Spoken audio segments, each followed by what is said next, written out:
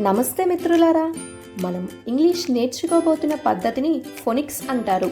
Phonics పద్ధతి అంటే స్వరంపై ఆధారపడి భాషను చదివే పద్ధతి. ఈ వీడియోలో నేను 26 అక్షరాల స్వరాలు చెప్పబోతున్నాను. గుర్తుంచుకోండి, ప్రతి అక్షరానికి ఒక పేరు ఉంటుంది, అలాగే ఒక స్వరం ఉంటుంది. అక్షరం అంటే లెటర్. ఇకపై నేను అక్షరం అని పలకను, లెటర్ అనే చెప్తాను. మనం ఇంగ్లీష్ తప్పులు లేకుండా చదవాలంటే లెటర్స్ పేరు, అవి పలికే తీరు మనకి తెలిసి ఉండటం చాలా ముఖ్యం. రండి, ఇప్పుడు నేను ప్రతి అక్షరం పేరు మరియు దాని పలికే తీరు వివరిస్తాను. Sound of consonants part 1. మొదటి భాగం వోవెల్స్, రెండో భాగం కాన్సనెంట్స్. వోవెల్స్ అంటే అచ్చులు, కాన్సనెంట్స్ అంటే హల్లులు. మిత్రులారా, ఈ వీడియోలో వాటి పేరులోనే వాటి స్వరం కూడా దాగి ఉండే కొన్ని కాన్సనెంట్స్ గురించి నేను మీకు వివరించబోతున్నాను. కాబట్టి వాటి స్వరాలు గుర్తుపెట్టుకోవడం మనకు చాలా సులభం. రండి, ఒక ఉదాహరణ ద్వారా వాటిని నేను మీకు వివరిస్తాను. మిత్రులారా, ఈ అక్షరం పేరు బి మరియు దాని స్వరం బ. మీరు జాగ్రత్తగా గమనించినట్టయితే బి యొక్క స్వరం బ, దాని పేరులోనే దాగి ఉంది. పేరు బి, స్వరం బ. తర్వాతి కాన్సనెంట్ చూద్దాం. ఈ అక్షరం పేరు డి, దాని స్వరం డా. శ్రద్ధగా వినండి, పేరు డి, స్వరం డా, దాని స్వరం దాని పేరులోనే దాగి ఉంది. తర్వాతి కాన్సనెంట్ చూద్దాం. తర్వాత కాన్సనెంట్ ఎఫ్. ఈ అక్షరం పేరు ఎఫ్, దాని స్వరం ఫా. శ్రద్ధగా వినండి, పేరు ఎఫ్, స్వరం ఫా, అది దాని పేరులోనే దాగి ఉంది. రండి, తరువాతి అక్షరం చూద్దాం. అక్షరం జే. ఈ అక్షరం పేరు జే, దాని స్వరం జా. తర్వాత అక్షరం, ఈ అక్షరం పేరు కే. పేరు కే మరియు స్వరం కా. ఈ అక్షరం పేరు ఎల్ మరియు దానిలోనే దాగి ఉన్న స్వరం లా. ఈ అక్షరం పేరు ఎం మరియు దాని స్వరం మా. తరువాతి అక్షరం ఎన్. మిత్రులారా, ఈ కాన్సనెంట్ పేరు ఎన్ మరియు దీని స్వరం నా. పేరు ఎన్, స్వరం నా. ఈ అక్షరం పేరు పి, దాని స్వరం పా. ఆర్. ఆర్ యొక్క పేరు ఆర్ మరియు దాని స్వరం రా. ఇది దాని పేరులోనే దాగి ఉంది. పేరు ఆర్, స్వరం రా. ఎస్. పేరు ఎస్ మరియు దీని స్వరం సా. టి మరియు దీని స్వరం టా. వి. ఈ కాన్సనెంట్ స్వరం వా. ఎక్స్ మరియు ఈ అక్షరం యొక్క స్వరం ఎక్స్.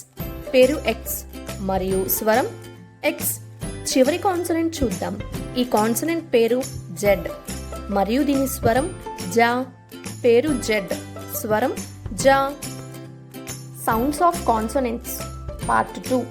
మిత్రులారా, దీనికి ముందు వీడియోలో మనం వాటి పేరులోనే వాటి స్వరం దాగి ఉన్న కాన్సనెంట్స్ గురించి నేర్చుకున్నాం.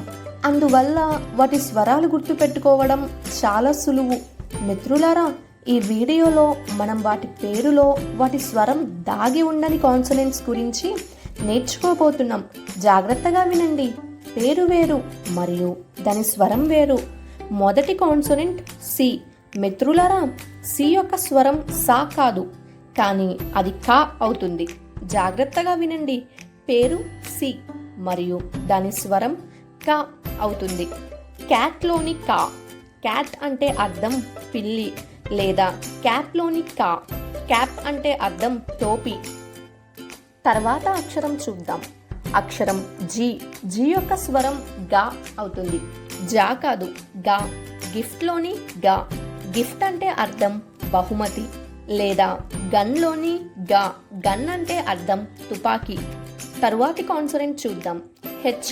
మిత్రులారా, హెచ్ యొక్క స్వరం హా. గమనించండి, హెన్లోని హా. హెన్ అంటే అర్థం కోడిపెట్ట లేదా హ్యాట్. హ్యాట్లోని హా. హ్యాట్ అంటే అర్థం టోపీ. తర్వాతి కాన్సనెంట్ క్యూ. మిత్రులారా, క్యూ యొక్క స్వరం క్వా. క్వీన్లోని క్వా లేదా క్వాక్లోని క్వా అని కూడా అనవచ్చు. క్వీన్ అంటే అర్థం రాణి. క్వాక్ అంటే బాతులు చేసే శబ్దం. తరువాతి కాన్సనెంట్ చూద్దాం. డబ్ల్యూ మరియు దీని స్వరం వా. వ్యాక్స్లోని వా లేదా వూల్లోని వా. మిత్రులరా, వ్యాక్స్ అంటే అర్థం మైనం. వూల్ అంటే అర్థం ఉన్ని. తరువాతి అక్షరం వై. మిత్రులారా, ఈ అక్షరం పేరు వై మరియు దీని స్వరం యా. ఎస్లోని యా పేరు వై మరియు స్వరం యా. మిత్రులారా, ఇప్పుడు నేను మిగిలిన 5 స్వరాల పేర్లు, వాటి అక్షరాలు మరియు వాటి శబ్దం గురించి చెప్పబోతున్నాను. మిత్రులారా, ఈ 5 స్వరాలు అంటే ఇంగ్లీష్లో వోవెల్స్.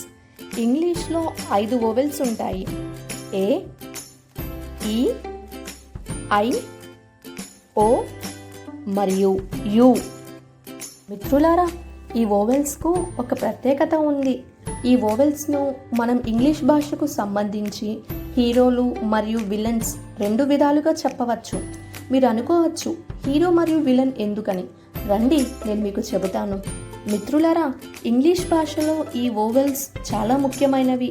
ఎందుకంటే ఇంగ్లీష్లో చాలా ఎక్కువ పదాల్లో ఈ వోవెల్స్ వస్తాయి.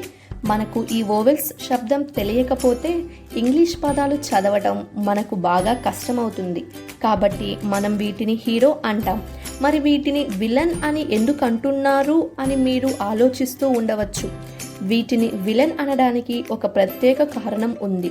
ఈ వోవెల్స్కు 1 కంటే ఎక్కువ శబ్దాలు ఉంటాయి. శ్రద్ధగా వినండి, ఈ వోవెల్స్కు 1 కంటే ఎక్కువ శబ్దాలు ఉంటాయి.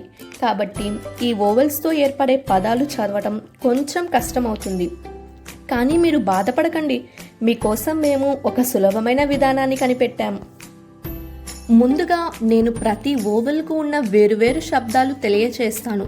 తరువాత అందులో ఏ శబ్దాన్ని మనం గుర్తుపెట్టుకోవాలో కూడా చెప్తాను. రండి, మొదటి వోవెల్ చూద్దాం. మిత్రులారా, ఈ వోవెల్ పేరు ఏ మరియు దీనికి 4 శబ్దాలు ఉన్నాయి. మొదటి శబ్దం ఆ. యాంట్లోని ఆ.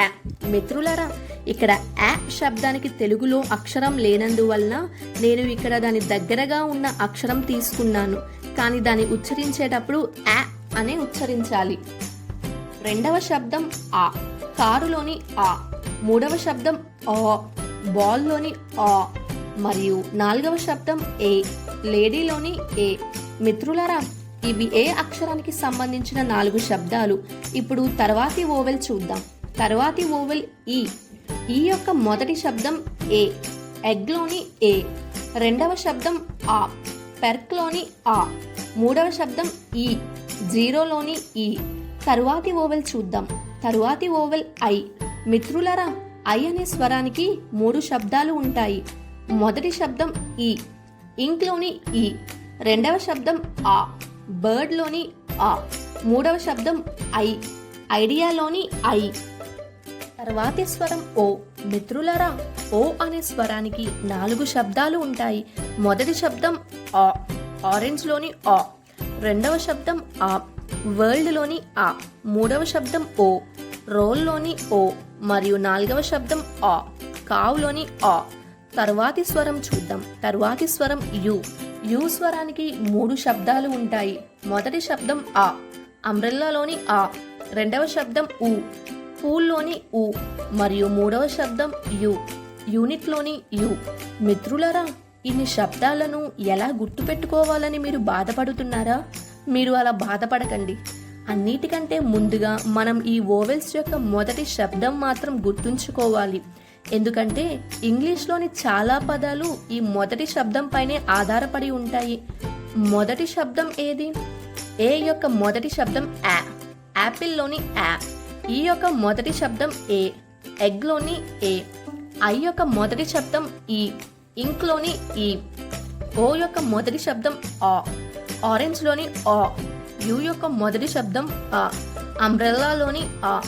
మిత్రులారా, మనం ఈ వోవెల్స్ శబ్దాలను బాగా గుర్తుపెట్టుకోవాలి. మనం ఈ వోవెల్స్ శబ్దాలను చక్కగా గుర్తుపెట్టుకుంటే అప్పుడు ఇంగ్లీష్ చదవటం చాలా సులభమవుతుంది. సరే, ఈ 5 వోవెల్స్ యొక్క మొదటి శబ్దాన్ని గుర్తు చేసుకోండి. ఏ యొక్క మొదటి శబ్దం ఆ. ఈ యొక్క మొదటి శబ్దం ఏ. ఐ యొక్క మొదటి శబ్దం ఈ. ఓ యొక్క మొదటి శబ్దం ఆ. మరియు యు యొక్క మొదటి శబ్దం ఆ అవుతుంది.